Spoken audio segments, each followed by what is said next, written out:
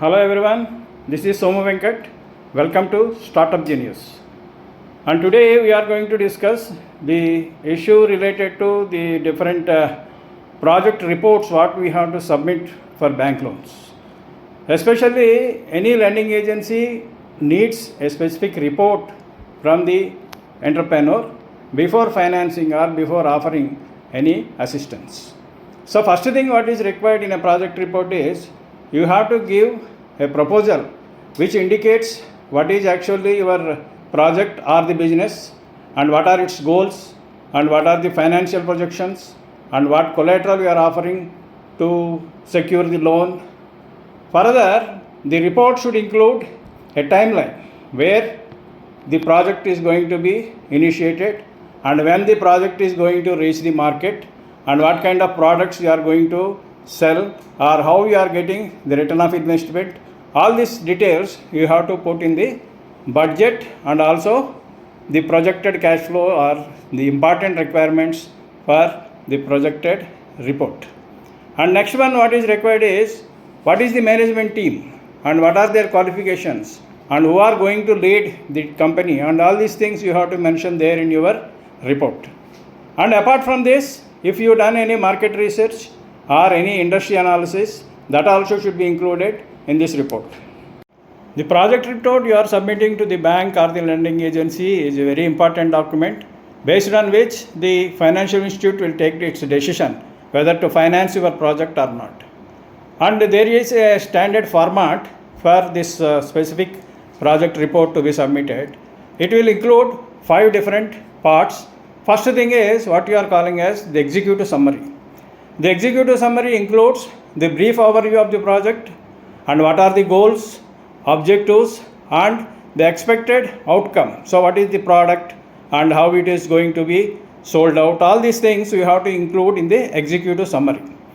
And the project cost and source of finance and the capital investment and working capital and total project cost and what is the equity and how much bank loan you require. All these things comes under what you call the executive summary, which is the first part of your project report. And whereas the second part is about the project description.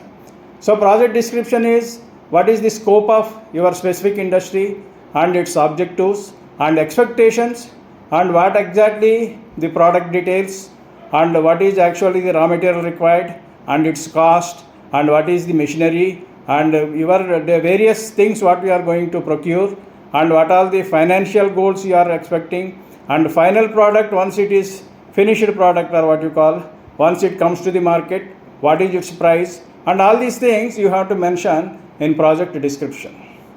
So after the executive summary and project description, the third part is project plan. That is how we are going to execute, and it includes the timeline you have to mention here and when you are going to start your production and what is the production time and when it is going to reach the market.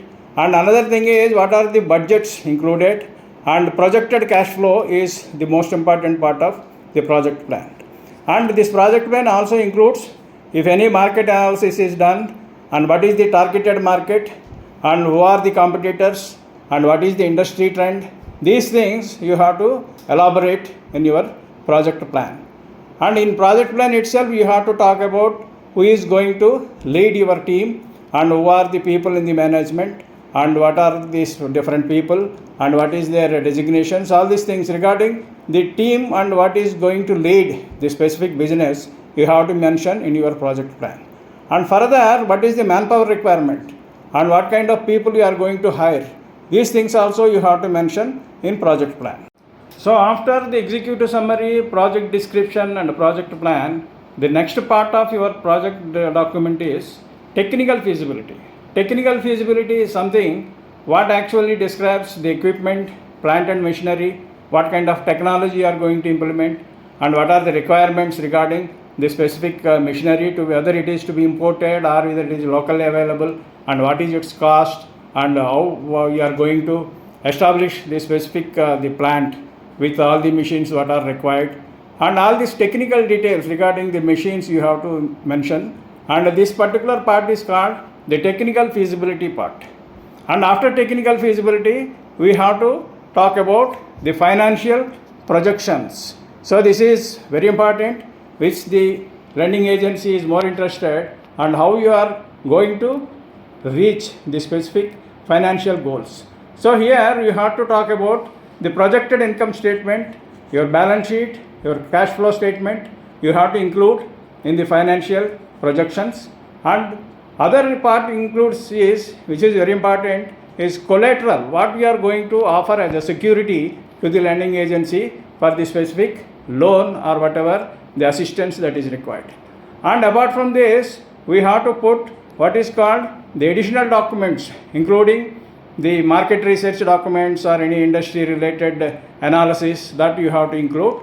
And finally, you have to conclude with a specific statement what is actually the expected return on investment, and based on which the specific project report will actually have some value or some importance to the lending agency. So you have to be very careful while mentioning what is the return on investment after completing your project.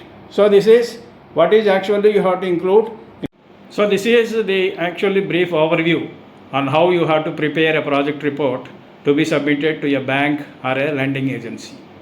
And in this kind of reports, you have to be sometimes speak to the specific agency or the bank before submitting. By that, each unit, bank or agency may have their specific requirements in the report, so that you have to include. So this can be done once you sit with the specific people in the lending agency and ask them what is actually the format that is in general accepted, and any additional things we have to give also you should talk to them. And this is a general format what we discussed. Maybe a bank and agency may require some more details or some other information, so which you have to include. So this is what about we are going to discuss regarding the loans and the application. So in the coming videos, we will discuss some more details regarding the establishment of an enterprise and what are the requirements for a startup industry or a budding entrepreneur, what exactly you want to know and how he have to approach the various agencies before establishing his own industry. Thank you.